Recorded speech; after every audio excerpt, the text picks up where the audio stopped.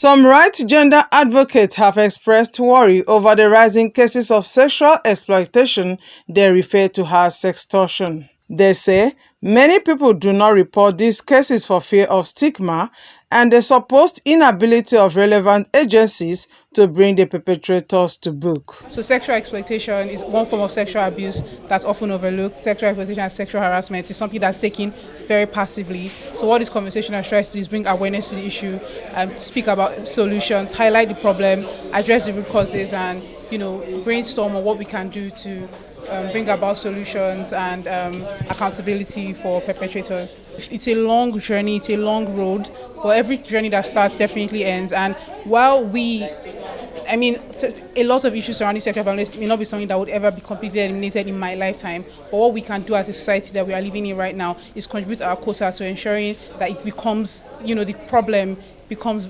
less and less as time goes on. So the generation after us has it easier than we did, and generation after them has it easier than they did. The way people fought the fight that they fought, that we are here today, that women can stand the same spaces as men in certain areas, that women can drive cars, that women can do things. People fought those fights, and so that's what we are here to do, to fight those fights, to raise the awareness we need to raise, have the conversations we need to have, to make it easier for the people coming after us.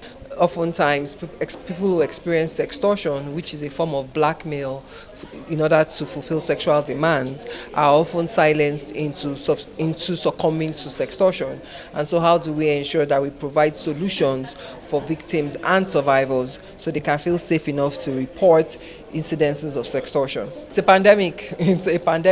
We see it everywhere. We see it in universities, we see it in workplaces, we see it in homes, we see it in marketplaces. It's a pandemic. We see it in universities, even amongst colleagues, where people use videos of people to exploit them, where lecturers, we hear about it all the time, use the fact that they are lecturers to exploit their students, where bosses use the fact that they have a power asymmetry over their subordinates to exploit them. So it's a pandemic in Nigeria, and it's something that we need to address. The pandemic across the world, and Nigeria is no exception. It comes up to the leadership, what is acceptable for leaders of such entities and such organizations.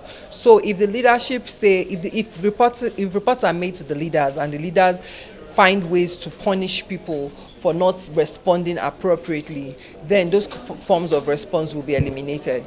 A lot of women have experienced it. A lot of women are afraid of going to the reports to gender desks because of the kind of response that they will get. And so if report is made to the leaders saying that you are trained, you should know better, this is not how to respond to a report that is made to you on SGBV.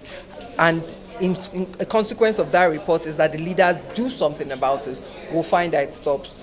It's all about policy and implementing policies ultimately. Sextortion is a problem in our society, and sextortion has been with us for a long time. And in fact, it was like something that was accepted generally as a part of our culture in times past.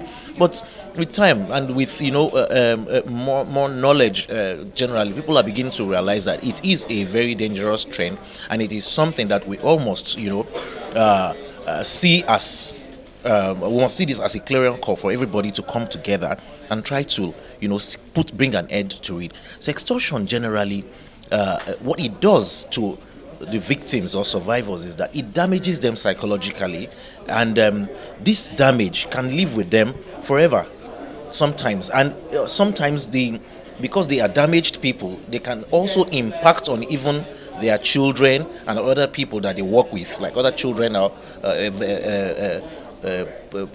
other people that they work with. And so if we understand this impact and we are concerned as a society, and we are concerned about how ultimately it will reduce, for instance, effectiveness of victims, then we'll definitely all want some, in one way or the other, we want to contribute to putting an end to sextortion. Those who sit as judges are members of society like you and I. And because of that, their socializations is just in the same way we're socialized.